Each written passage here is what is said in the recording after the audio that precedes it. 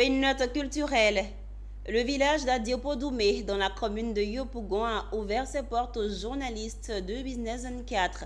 Pendant 2 jours, nos reporters étaient en immersion dans ce village pour découvrir un pan de sa culture et découvrir les projets de développement qu'il a mis en place pour le bien-être des populations. Suivons ensemble leur compte rendu. Bienvenue à Diopodoumé, un village en chantier bénéficiaire de l'élargissement du tronçon Abidjan-Dabou. Ici sont sortis de terre des infrastructures nouvelles comme l'espace Attiéké Kofi Manké Sara ou bien la fontaine Manfrani, le nouveau forage du village. Avec elle, le village s'apprête à une extension, le nouveau site ayant été identifié et même en chantier. Même le cimetière du village a fait peau neuve. Sur sa clôture est écrit Diepodomé, le nom hébrieu qui a donné à Diopodoumé. Quand on parle de Diepodoumé, ça c'est le nom authentique. Diepodoumé, c'est le nom authentique. Parce qu'il faut dire qu'à l'époque, nous étions au bord de l'eau. C'est là que Diepodoumé. Et aujourd'hui, avec la tradition française, avec les colons, on dit Adiopodoumé.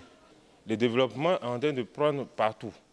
Et tous ces chantiers que vous voyez, c'est la volonté aussi des dirigeants, de nos dirigeants actuels, notamment la chefferie d'Adiopodoumé, avec à sa tête le professeur Daon Clotaire, qui, dans sa vision, a décidé de moderniser les choses en prenant comme leitmotiv d'utiliser les fonds du village pour aider la population à travers les différents bâtisses que vous avez vus, notamment les écoles primaires, l'espace des femmes et bien d'autres projets qui sont en cours. Après avoir fait le tour du village et constaté la présence des vieilles églises, nous remarquons que la fabrication de l'attiéké occupe la majorité des femmes. Un attiéké produit pour être consommé sur place ou vendu. Un autre aspect de la culture Atchan, c'est la danse guerrière. Une danse qui rythme la vie sociale du village, présente lors des grandes cérémonies.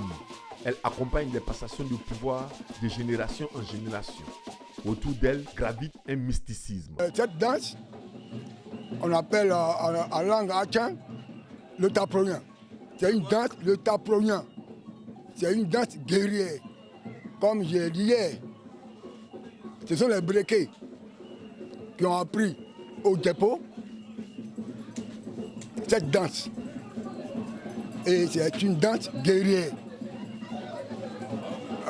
En pays Atchan, effectivement, chaque génération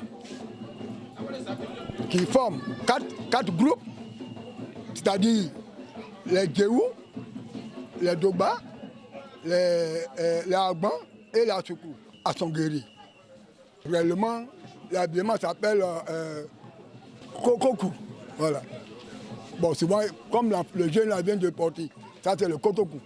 Mais souvent, vous savez qu'il y a des choses aussi mystiques dans cette pratique. Quand vous voyez les femmes, ce sont des femmes aussi guerrières. Elles sont aussi puissantes parce qu'elles voient des choses invisibles. Donc ce sont eux qui suivaient les guerriers. Le guerrier, lui seul ne peut pas tout voir. C'est pour ça qu'on dit que cette danse aussi est une danse de puissance mystique. À Diopodoumé, anciennement appelé le kilomètre 17, compte 80 000 habitants selon le recensement de 2022. Il abrite le CNRA, Centre national de recherche agronomique, et le CSRS, le Centre suisse de recherche scientifique.